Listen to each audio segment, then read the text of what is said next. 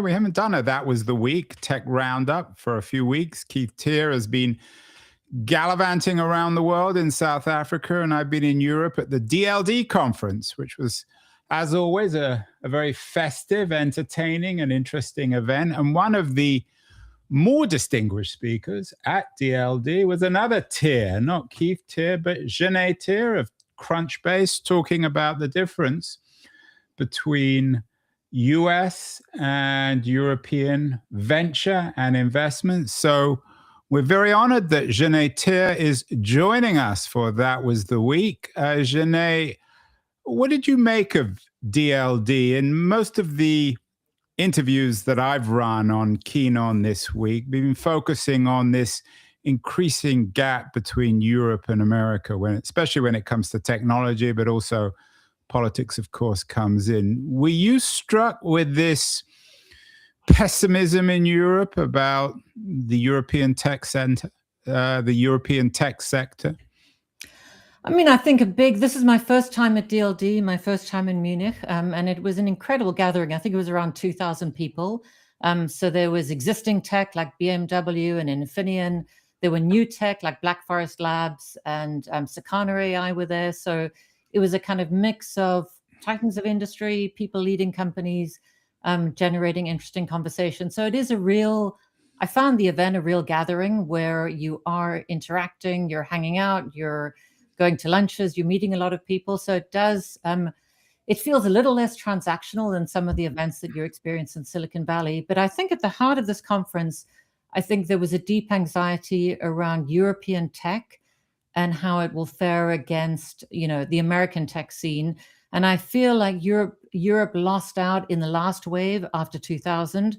They feel they didn't create the biggest tech companies 20 years ago, and they don't want to lose out on this wave. So I think that anxiety I felt was at the center of the conference and certainly, permeated throughout. And the talk that I gave looked at global venture, European venture, and I think the themes that I talked to very much demonstrated the dominance of the US venture markets. Yeah, the interviews that I've run this week, one with Marta Muznik on Europe needing to learn the language of power. That was my panel. Another with Carl Benedict Frey, who teaches at Oxford, asking whether it's game over for Europe. And a third with Ken Cukier, the executive editor at The Economist, suggesting that it's 3 minutes to midnight, how Europe is running out of time. Was there much hope for you, Gené, when it comes to Europe? Do you think that every year we talk about, it's the first time you've been, but every year seems to be conversations about Mario Draghi and more investment and more innovation and more venture capital, and every year nothing changes. Did you get the sense that Europe's running out of time? I think certainly Europe feels like it's a new moment in AI. We've had massive rounds raised by the foundation model companies in the US. OpenAI 40 billion, Anthropic 17.5 billion last year. And then if you look at the French AI company, and I'm forgetting their name for a minute, but they've raised 2 billion. So certainly the disparity between the two regions is huge. And what we see in our data, what's interesting, I sort of track global venture going back from 2011 all the way to 2025. And 2011 to around 2014, the US is dominant in terms of the amount of funding going in. The US raises, more than 50%, sometimes as high as 69%. If you go from like 2011 to 2023, the US is, as a total of global venture, is less than 50%. So sometimes it's closer to the 42 or 43% mark, but it's below 50% for all that time. And then in 2024, it switches back and the US becomes much more dominant from a global venture perspective. And then in 2025, 64% of global venture was invested in the US. And so certainly a lot of that is in these, the very large foundation model companies in the rounds 500 million and above, but also some of the new wave of companies coming through are also raising at very large valuations and managing to raise a lot more than their European counterparts. So I certainly think the data shows that the US at this moment, its dominance has almost come back. And it's not something I would have predicted. because I thought this, the foundation models, it's an equalizing technology. It's an API call away. Anyone compete. And so what my expectation 2 years ago is this would proliferate and allow you to create many, many more companies all over the world. And that's the trend we'd see. What we've seen instead is this trend of money flowing back to the US in a much more concentrated way, and specifically to Silicon Valley. Another of the people I interviewed was Bill Gross. He was around with Idea Lab in the 90s, one of the dot-com men, and he believes that the AI boom is no dot-com bubble, but everybody knows that at some point someone's going to lose some money. Gené, if indeed some of these, what you call foundational companies, collapse or at least begin losing their investors' money, I mean, OpenAI comes to mind. Sebastian Mallaby wrote an excellent piece in the New York Times a couple of weeks ago, believing that OpenAI will run out of money. He believes in AI, just doesn't believe in OpenAI. If there is some sort of crash, or at least a mini crash, could that benefit Europe, or is Europe going to get burnt one way or the other, whether Silicon Valley booms or busts? I think I'm not sure. I think either way, Europe, it doesn't necessarily benefit Europe if there's a sort of boom and bust cycle around AI, because the money going into AI kind of lifts all boats. And one thing I think that is heartening about Europe, or is positive about Europe, is that when you look at the last 3 years, so 2025, global funding grew around 30%. In North America, it was around 46%. So Europe year over year has not grown from a global venture perspective. But when you look at the longer term trends, the last 3 years have been much stronger than the pre-COVID timeframe. So I think Europe is on a stronger venture footing. I saw that at the event as well. I met a lot of investors who specifically focused on a lot of deep tech investors, semiconductors, aerospace. So I think the new moment for Europe is to invest in some of these deep sciences, deep tech. A lot of the rounds that I'm seeing that are larger in Europe are coming from these sectors. But I think the anxiety for Europe still remains that, will it create kingmakers? Will it create companies that are very appealing, that will get acquired and eaten up by American companies? Or will it be able to create some of these kingmakers like ASML, who is the company who produces the machines that makes the chips? So they presented, it looks like they're an incredible company. Infineon Semiconductor, not in GPUs, but in other semiconductor sectors. And so I think the question for Europe is, there's this deep tech moment, a lot of money across Europe that favors a sort of spread, all these universities, all the sciences. So I think there is a moment for Europe in this deep tech. I think the question still remains, will Europe create, the next wave of some of the largest companies, or will it be missing out and selling out again just because there's so much more money going into the US market? Gené, we're over 8 minutes into this conversation. And I've never had 8 minutes when Keith, your dear husband, had said nothing. I think you must have intimidated him. Keith, do you have any questions or remarks about what Gené has said? You weren't at DLD, so we're relying on Gené for our wisdom here. Yeah, I did watch most of the video streams on YouTube, so I'm kind of somewhat aware of what was discussed. I think there's a bizarre ideological bubble in Europe that looks at America through horror-struck eyes and doesn't quite know what to make of it.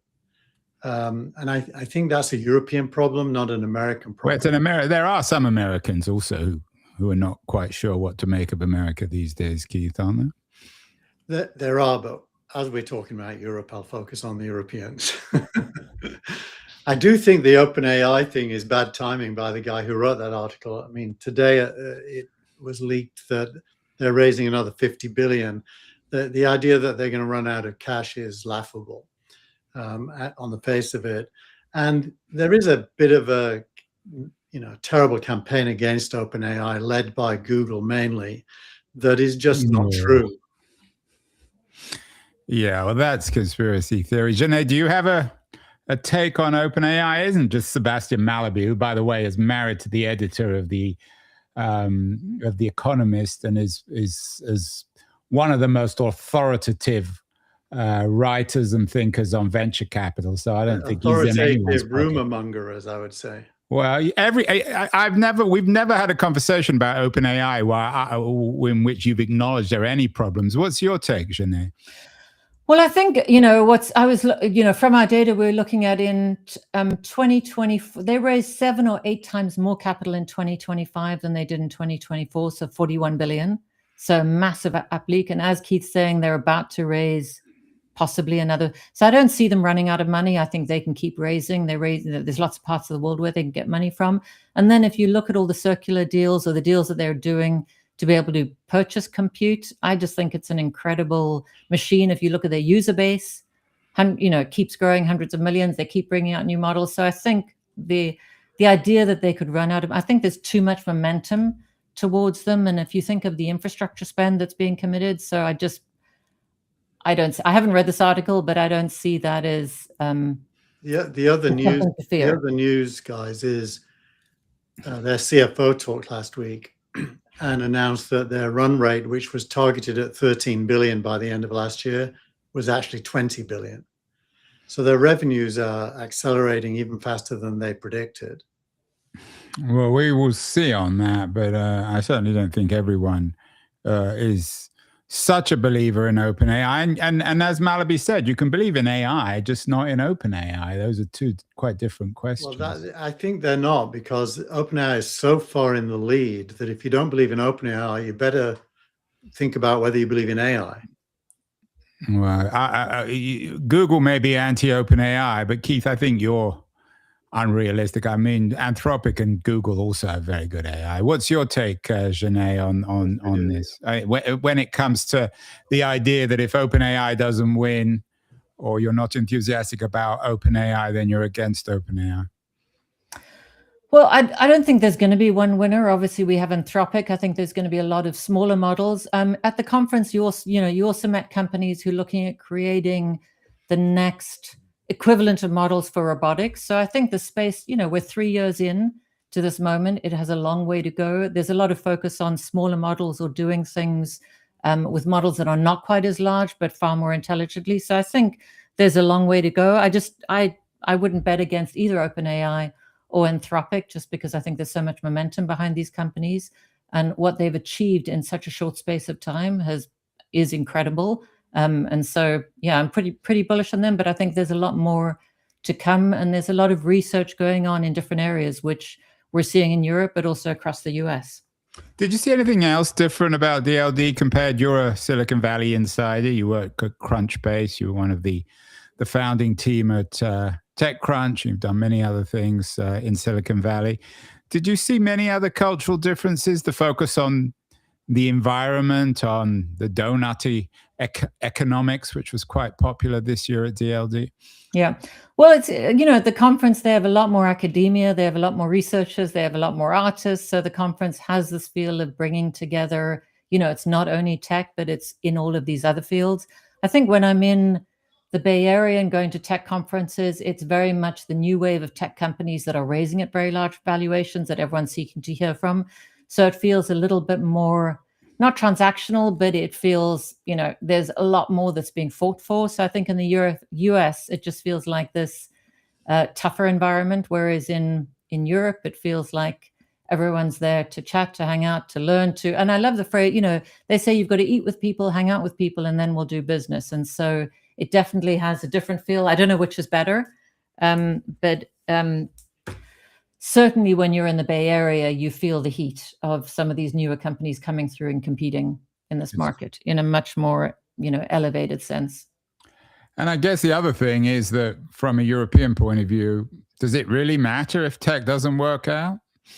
Did you get the sense that for most Europeans, the tech issue isn't necessarily existential, that they can survive without AI, or at least without dominant AI companies? I think it is existential. I think this is going to drive the next wave of some of the biggest companies, and I think Europe wants to be part of that. So I think it is existential for all societies, and it's where is that innovation going to come from? Is Europe going to play its role, and how is it going to proliferate? And, you have the US, you have China, the leader in Asia, and then you have Europe, this other block, and I think Europe wants to play. Just remind us what Crunchbase does.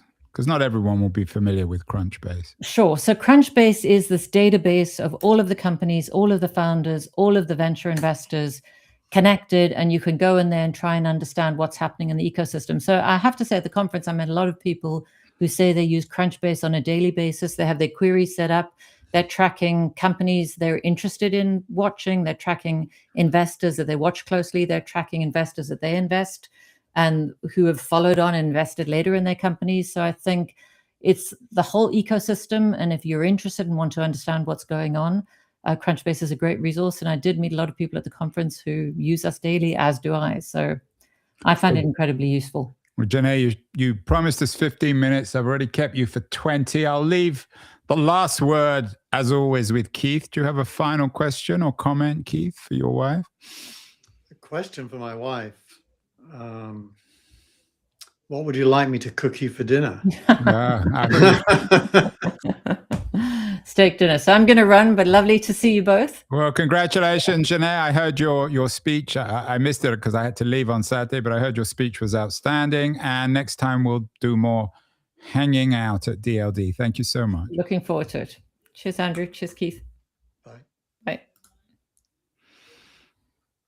So, Keith, what else happened? We've been 3 weeks and we haven't done it. That was the week. Enough DLD. No more arguments about OpenAI. I know where you stand on it. You know where I stand. We will see this year. But what else happened, or what has happened over the last 3 weeks since we've done a show?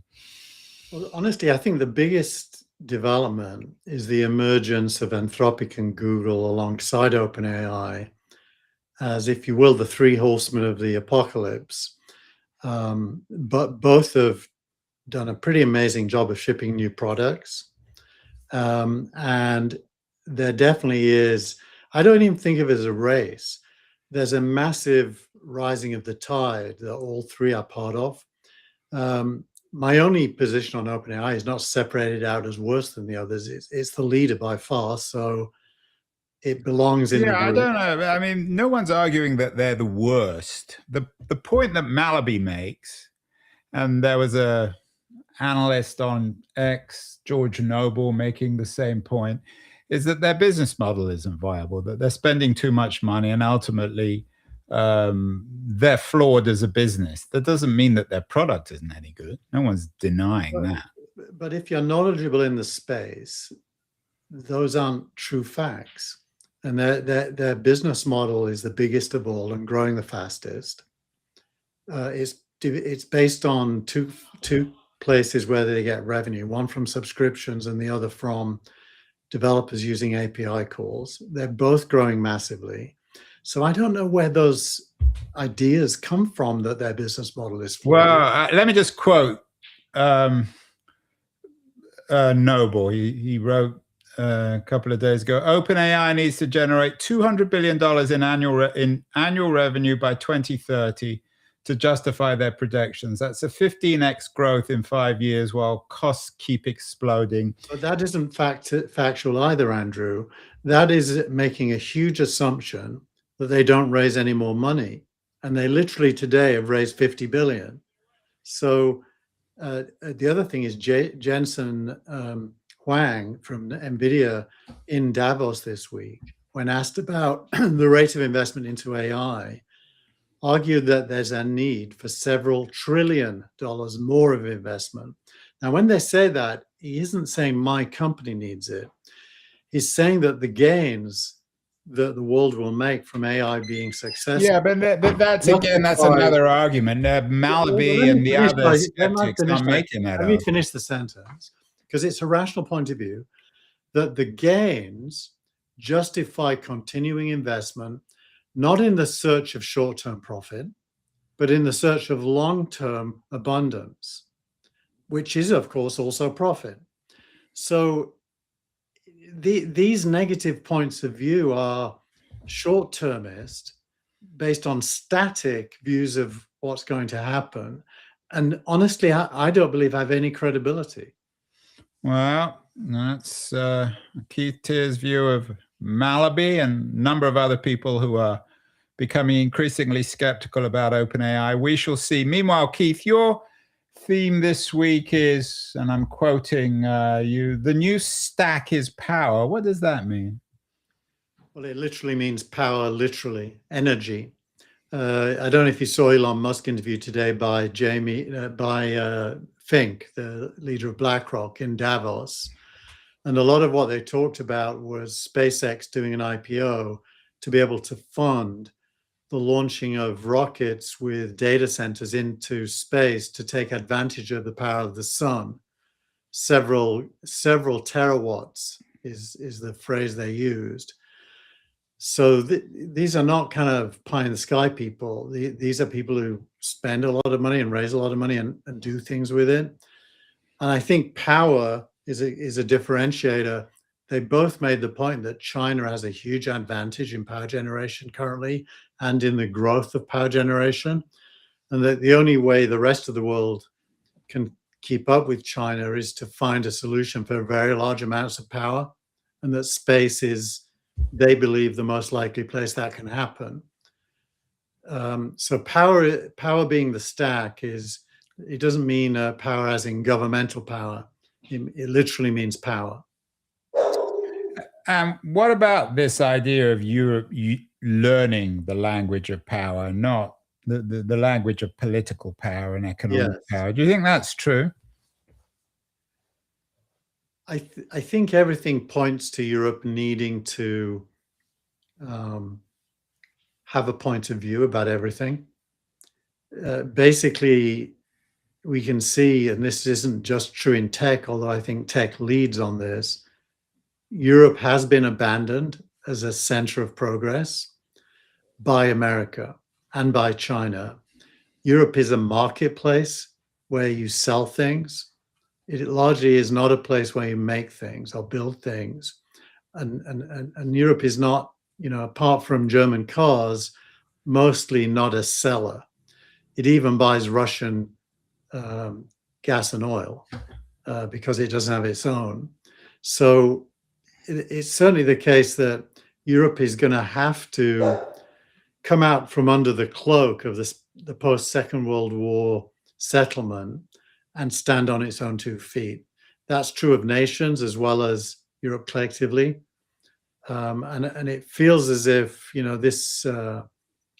this Trump peace panel or whatever it's called that he announced yesterday had a couple of Europeans on it. I think it was Orban and the Italian president, but mostly non-Europeans.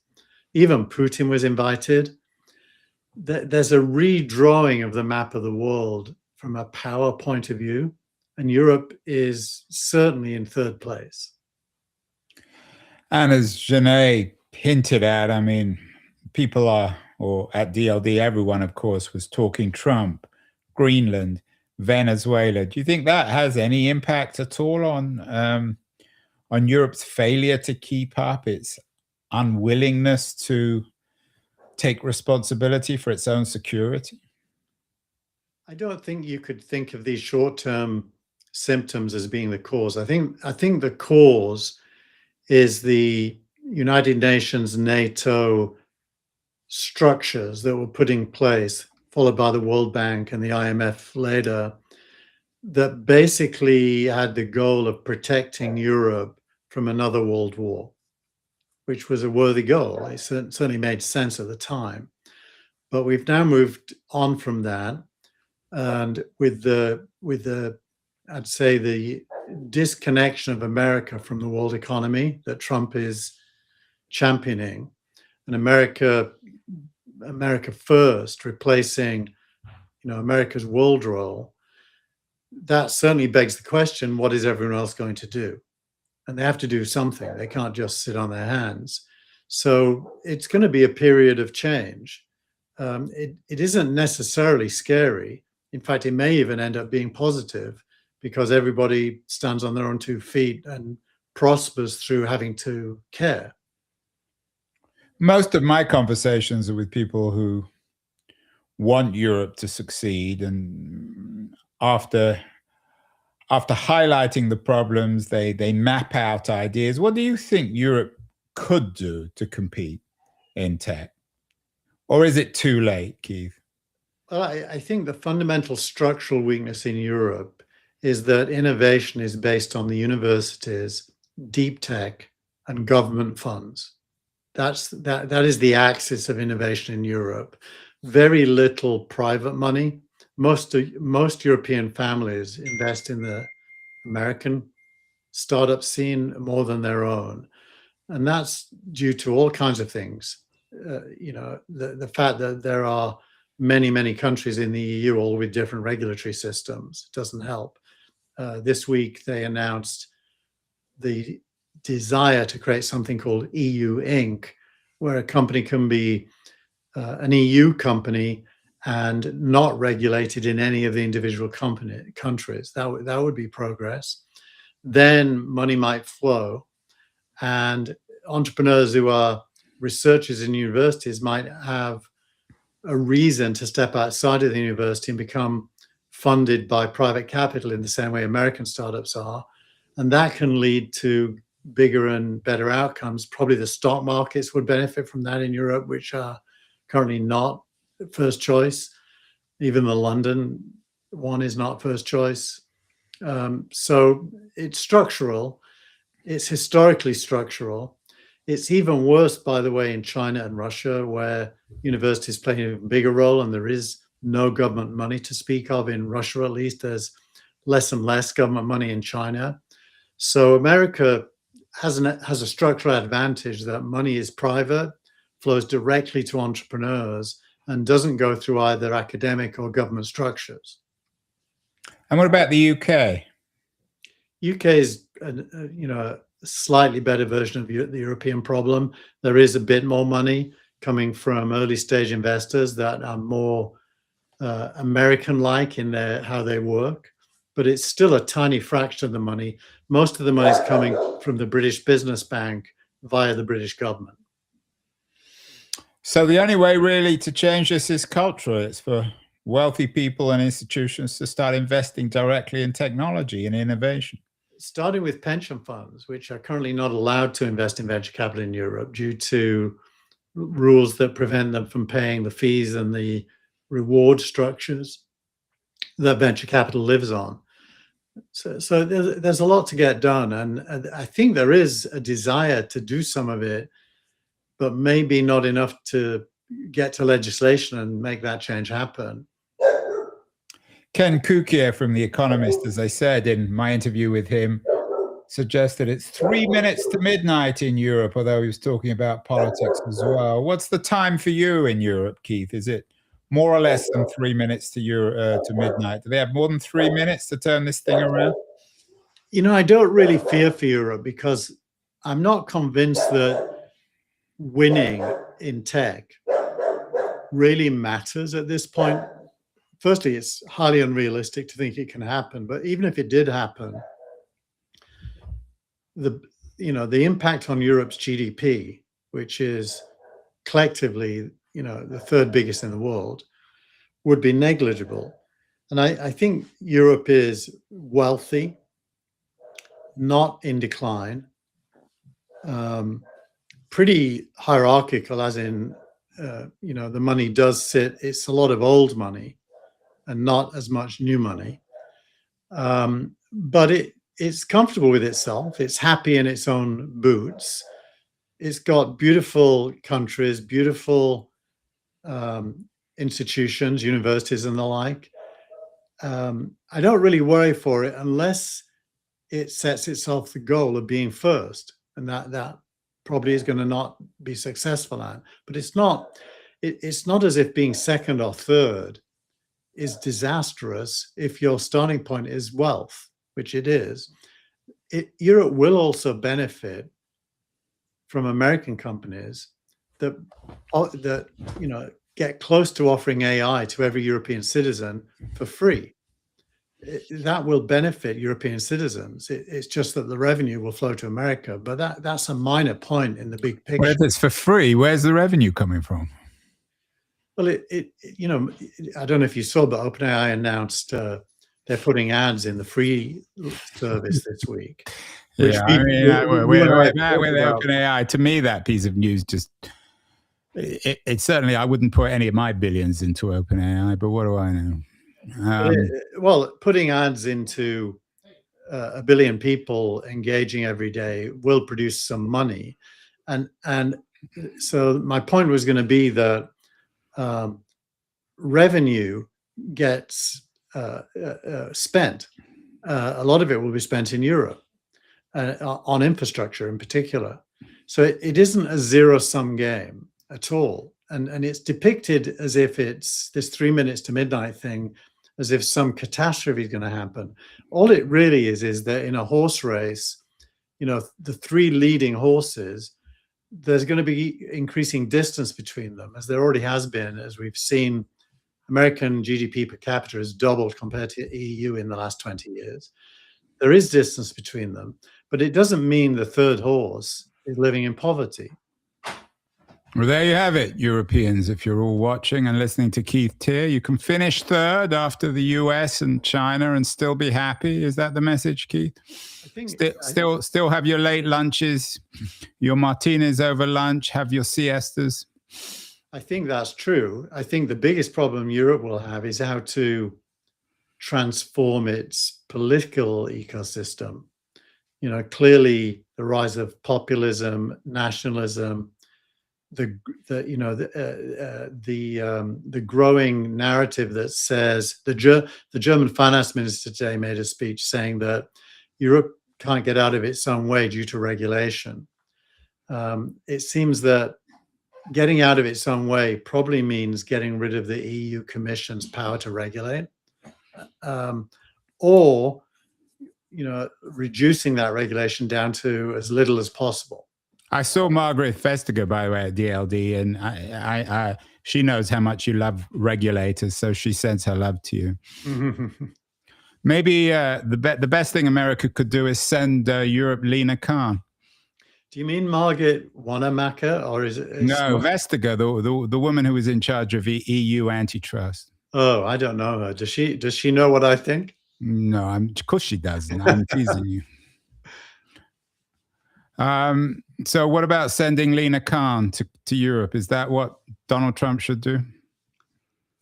That can be his free gift. It's a big part of the problem. I've noticed in recent weeks Bernie Sanders talking a lot about AI, and let's assume that Bernie and Elizabeth Warren and Lina Khan are roughly in the same camp. There are differences between them. And it's interesting that Bernie is struggling with the production of wealth and the distribution of wealth. And he seems to think that you only have to focus on the second. He doesn't understand yet that you can't distribute something you don't produce. And so it behooves me to say that Ezra Klein is more on the right track here. The production of wealth, which AI should accelerate, is the precondition for its distribution. And we all, I think, want wealth to be distributed to raise everyone's life. And, but that doesn't work if you want to cut it off at the knees by refusing to allow data centers, for example. Well, there you have it. Europe is third. It doesn't innovate. It's got the wrong structure, but Europeans can be happy. That was our special European edition of That Was the Week. Keith, next week we'll be back to normal, right? Normal-ish. I think the world's going to be a little bit abnormal this year, but let's try.